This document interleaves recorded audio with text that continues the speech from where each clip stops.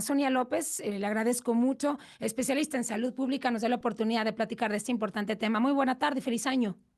Hola Michelle, buenas tardes, feliz año. Saludos para ti y para todo el auditorio. Gracias. Veíamos el crecimiento, Sonia, sobre todo en Chihuahua. Fueron los primeros casos que empezó a registrar nuestro país, bueno, también otros estados, pero con mayor fuerza en ese estado. ¿A qué se debió? ¿Es geográficamente hay alguna situación que se presentó? ¿Es un tema de vacunación?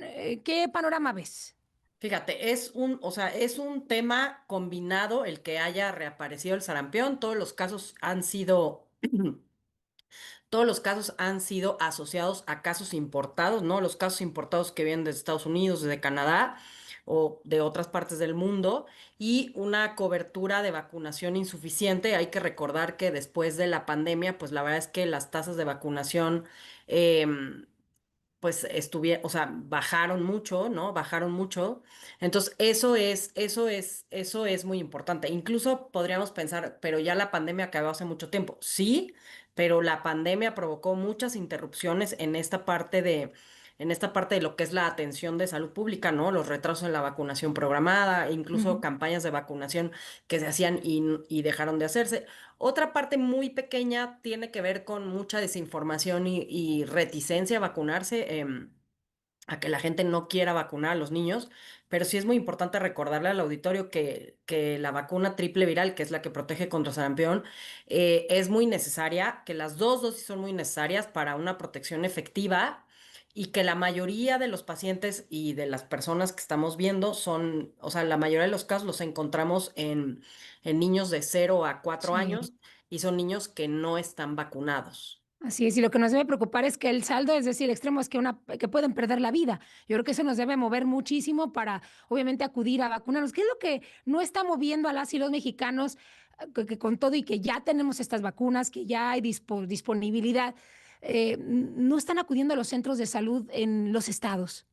Igual y, o sea, y esto es un poco decir igual no sé si tenemos esta percepción del riesgo de que a mí no me va a pasar o a mis Ujú. niños no les va a pasar, ¿no? Entonces, ¿qué está haciendo el país y qué tenemos que hacer? Pues tenemos que reforzar las campañas de vacunación en todo el territorio como se está haciendo, ¿no? Como se están haciendo. La búsqueda activa de casos y hacer los cercos epidemiológicos, que es algo que también está haciendo la Secretaría de Salud Federal y las Secretarías de Salud estatales y las unidades de epidemiología, ¿no? Y una comunicación muy clara hacia la población sobre cuál es la importancia de completar esquemas de vacunación y cuál es la importancia de que los niños estén bien vacunados, ¿no? Como bien decías, o sea, tenemos 6.266 casos, hace muchos años tenemos nunca hace muchos años tenemos este tipo de casos y el problema son las defunciones, evidentemente las 24 defunciones, ese es el problema. Entonces es pues un llamado a la población a acudir, Ujú. a vacunarse, a ir a sus centros de salud, etcétera, para recibir la vacuna. ¿Hay síntomas específicos que debamos tomar ya, digo, con esa consideración de acudir a un doctor? A ver, la enfermedad pasa como por la enfermedad Fases. Ujú. pasa como por varias fases. Una cosa muy importante que tiene que saber la población es que el sarampión es una enfermedad que es muy contagiosa. Los grupos más vulnerables son los niños pequeños, como estamos viendo la mayoría de los casos de 0 a 4 años, niños no vacunados, y en adultos jóvenes que no tengan el esquema completo de vacunación, ¿no? El sarampión es una enfermedad que es viral, que es aguda, que es altamente contagiosa, es una enfermedad exclusivamente humana, se transmite por vía aérea. ¿Cómo es esto? Cuando tosemos, estornudamos o hablamos incluso, que salen gotitas pues de saliva y dentro va el virus, ¿no? Entonces, eso es cómo se transmite, se contagia, te digo, al toser, al estornudar, al hablar, al respirar y que estamos sacando estas gotículas con el virus dentro. El periodo de incubación más o menos es entre 7 y 14 días, una vez, o sea, tú estuviste con una persona enferma y contagias 4 días y 4 días antes de que te empiece como el exantema, que es como, digamos, las ronchas que salen, ¿no? Entonces, ¿cuáles son los síntomas? Y este es el problema, ¿no? Los síntomas de la fase catarral duran de entre 2 y 4 días, entonces vamos a encontrar fiebre muy alta, tos, escurrimiento nasal y conjuntivitis y malestar general.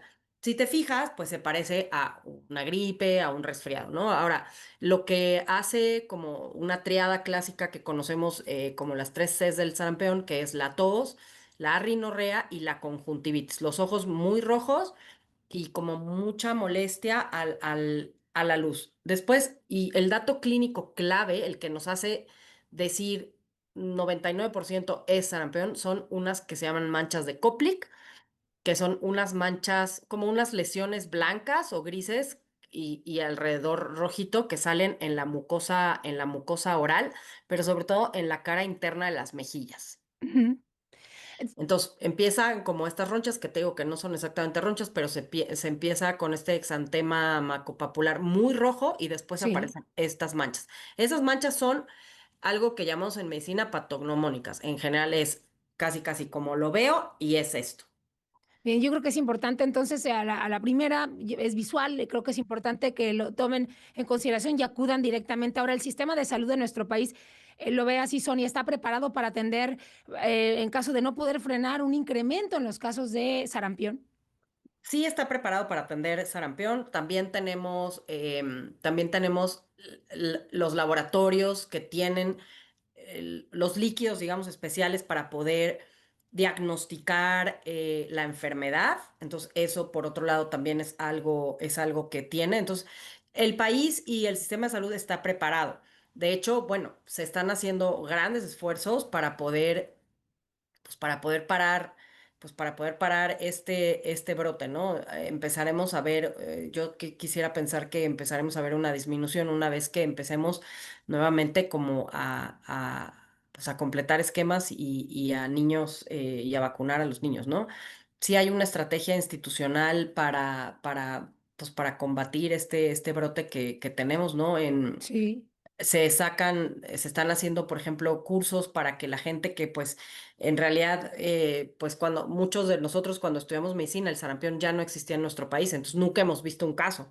Conocemos los casos en los libros, pero nunca vimos un caso físicamente, ¿no? Entonces, se lanzó un curso para poder, pues, actualizar a los médicos, sobre todo a los médicos de primer nivel, que es donde pueden llegar estos pacientes, para que sepan identificar la enfermedad y tratarla. Como tal, un tratamiento per se no hay, pero son tratamientos sintomáticos.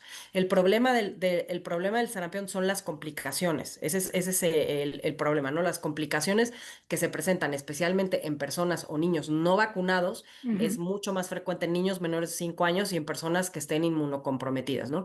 Hay complicaciones más comunes, hay complicaciones más graves, ¿no? Pero una encefalitis aguda, una neumonía son las principales causas de muerte. Pues yo creo que ahí está el panorama perfecto sobre el sarampión. Hay manera de atenderse, pero sobre todo creo que radica mucho, obviamente, en los padres de familia, en los adultos, darse cuenta, ¿no? Poner atención, especial atención y atenderse a tiempo, pero lo que bien mencionas, Sonia, vacunarse, seguir Así creyendo es. en las vacunas, acudir a los centros de salud para evitar a futuro pues un brote pues mucho más fuerte y que ya se pueda salir de control en nuestro país. Le agradezco mucho la disposición para platicar de este importante tema en Fórmula Noticias. Claro que sí, muchas gracias, Michelle. Un saludo para ti y para todo el auditorio. Gracias, gracias, un placer, Sonia López, y feliz año, feliz 2026.